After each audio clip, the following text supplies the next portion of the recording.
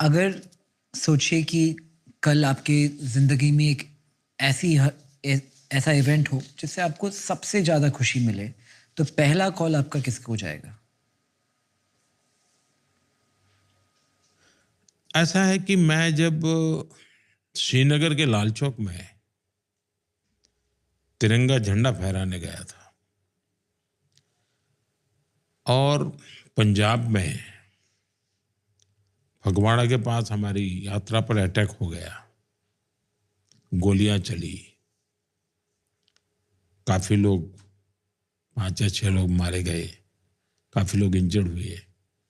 तो पूरे देश में एक तनाव था कि क्या होगा, इस श्रीनगर लाल चौक में जा रहे हैं। तब तो तिरंगा झंडा फहराना भी बड़ा मुश्किल था। लाल चौक में तिरंगा झंडे को जला दिया जाता था। तिरंगा झंडा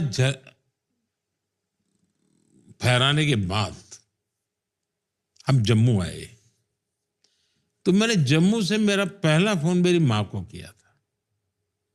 मेरे लिए वो एक खुशी की पल थी और दूसरा मन में था कि माँ को चिंता होती होगी कि ये गोलियां चली हैं और ये कहाँ गया है। तो मुझे याद है कि मैंने पहला फोन माँ को किया था। मुझे उस फोन का महात्म्य आज समझ आता है। वैसा मुझे फीलिंग और मैं कहीं आया नहीं। टू लूज़ अ पेरेंट, जैसे आप you lost a parent recently, I lost my dad recently, आपने मुझे खत भी लिखा था, थैंक यू, वेरी काइंड। आपके दिमाग में पहली चीज़ क्या आती है?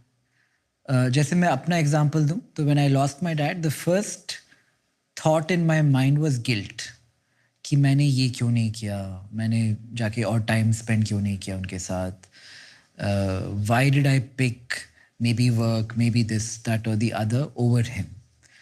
जब आपकी लाइफ में ये इवेंट हुआ तो आपने क्या सोचा? ऐसा है कि वैसा मेरे जीवन में नहीं है, क्योंकि मैं बचपन में घर छोड़ चुका था। तो घर के लोगों ने भी मान लिया था कि ये हमारा नहीं है। मैंने भी मान लिया था कि मैं घर के लिए नहीं हूं। तो मेरा जीवन वैसा रहा। इसलिए उस प्रकार का अटैचमेंट किसी को भी फील होने का कारण नहीं था। लेकिन जब हमारी माताजी का 100 साल हुआ, तो मैं माँ को पैर छूने के लिए गया था। अब 100 साल की उम्र, मेरी माँ पढ़ी लिखी नहीं थी। उनको कुछ भी पढ़ा वो ज्ञान नहीं था, यानी अक्षर ज्ञान नहीं था। तो मैंने जाते जाते कहा कि माँ, मुझे तो निकलना पड़ेगा, मेरा काम है, मेरे लिए कुछ।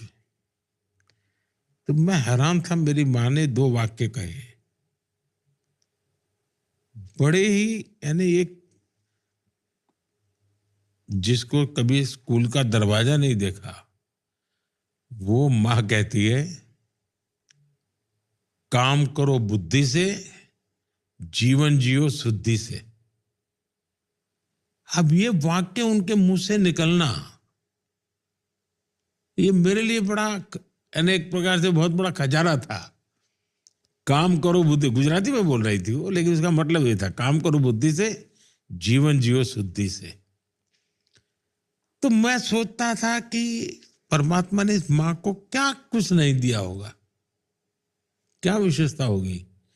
तो कभी लगता है कि मैं इस के पास कभी रहता तो मैं शायद ऐसी बहुत सी चीजें निकाल सकता था, जान सकता था। तो कमी महसूस होती है कि ऐसा मेरा संवाद बहुत कम हुआ, क्योंकि मैं जाता था साल में 1-2 बार। अच्छा, माँ कभी बीमार नहीं हुई माँ को, और कभी जाता था तो भी पूछती थी मुझे कि भाई तुम्हें काम होगा, जाओ जल्दी।